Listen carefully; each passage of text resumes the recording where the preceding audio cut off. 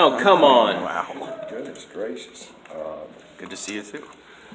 It was, well, I mean, you guys get to come with me all the time, so I can, I like it. They have a better inside perspective, you see. wouldn't believe me, the guy asked that question probably does not.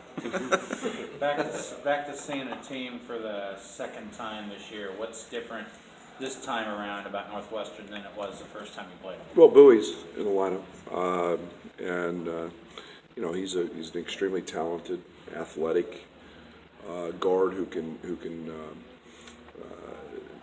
really do it and hurt you in three different ways. He's really good in the ball screen. He's really good without a screen because he's creative with the ball.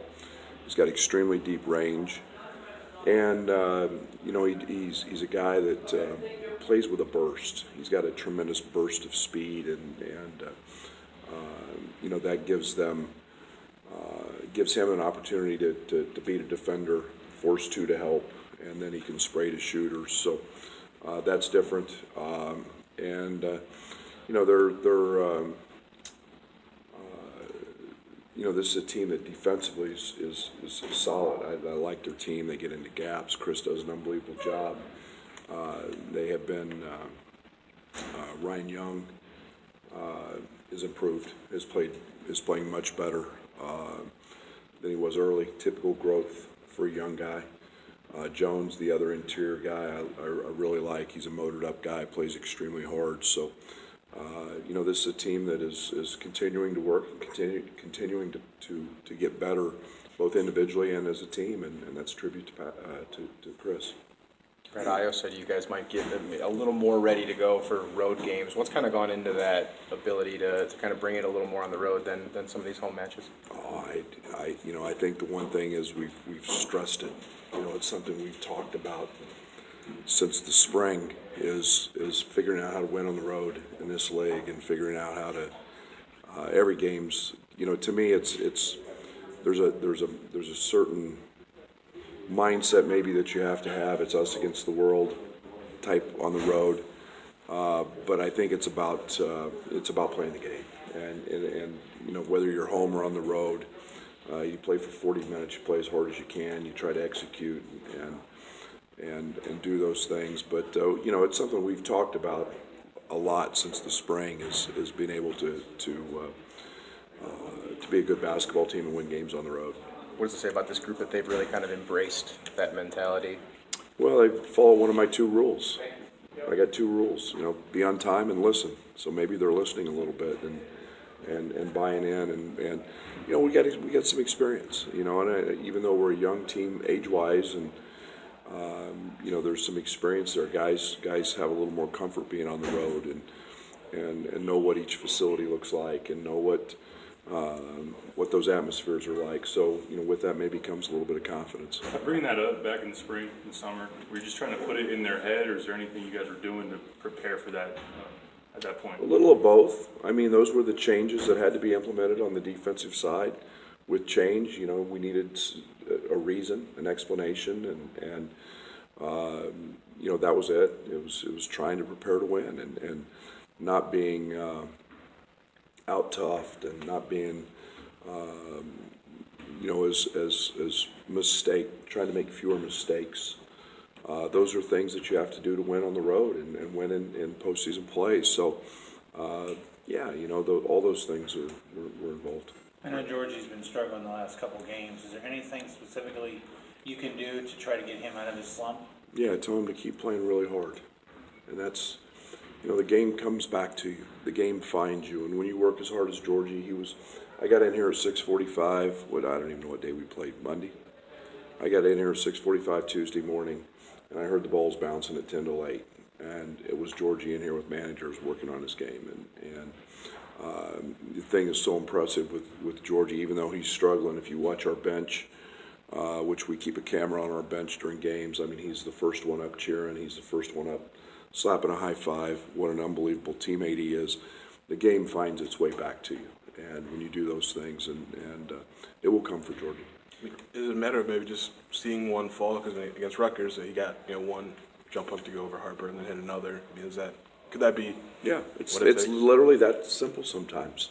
Sometimes it's not, you know, and You know, the game is a funny game, and you know, right now it's just keep putting in your work, keep playing hard, keep doing what your teammates need you to do, and it'll come. And if it's one jump hook, if it's one layup, if it's one offensive rebound, if it's a free throw.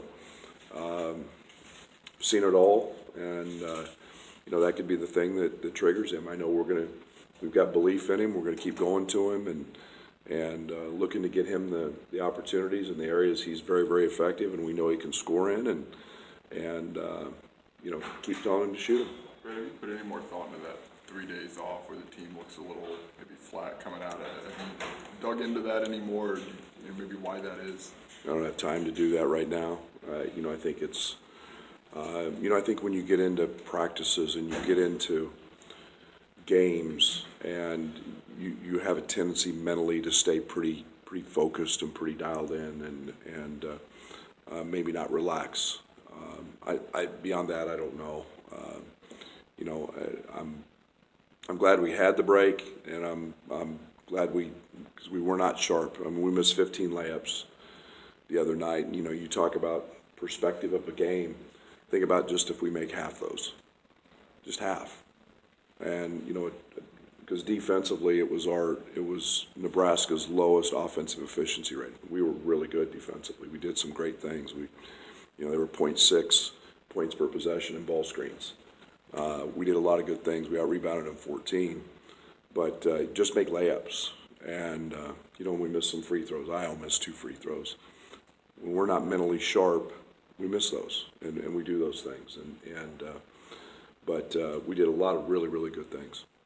At the same time, do you look at the bulk of your wins have come with great defense, and even when the offensive efficiency hasn't been there, you look at that and go, hey, I can ride the defense. That's what this time of year is about. Late February, early March is you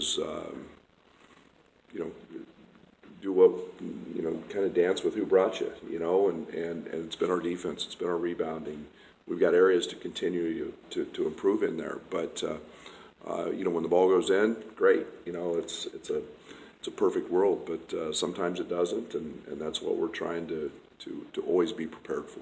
So what is practice about at this time of the year in terms of improvement? You know, it's obviously it's different than off season though. You know, what does improvement look like now? No, it's simply that. It's continuing to get better. I mean, we still practice really hard. We still lift.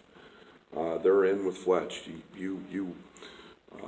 What a great story. I'd go ask him how much our guys have improved during the season in the weight room, how much stronger they've gotten.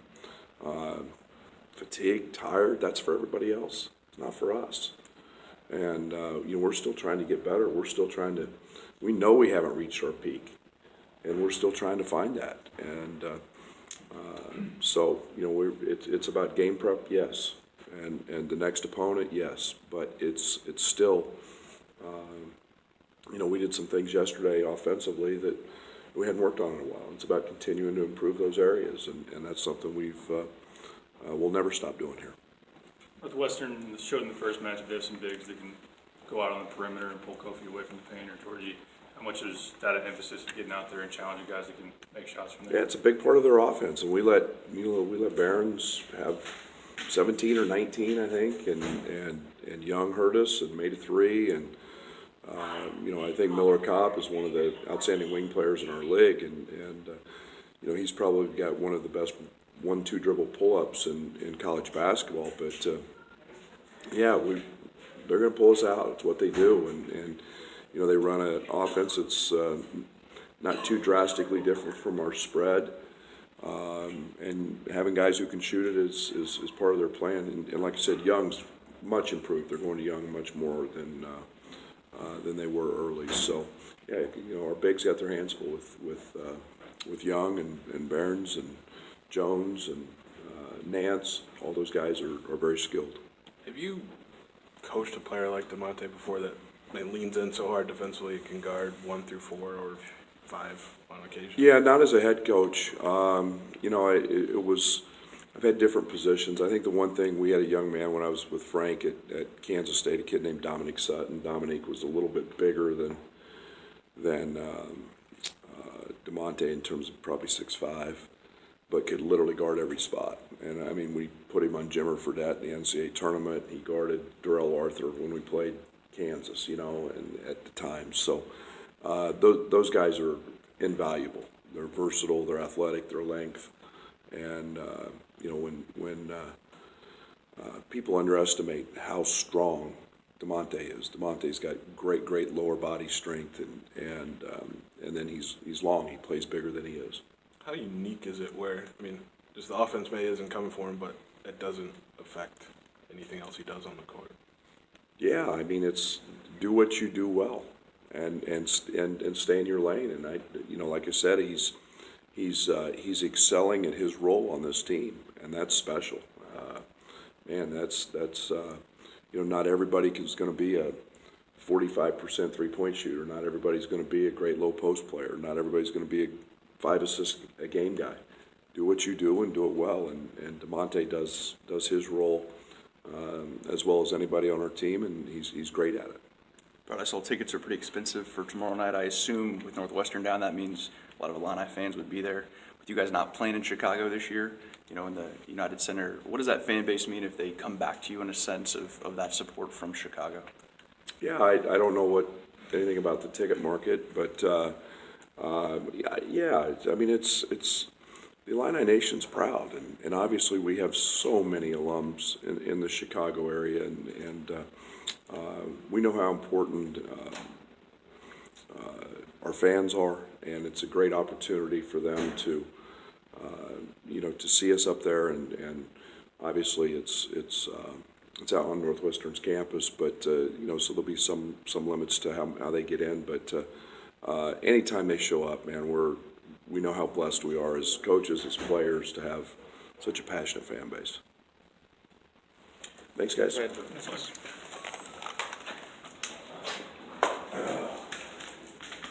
be safe.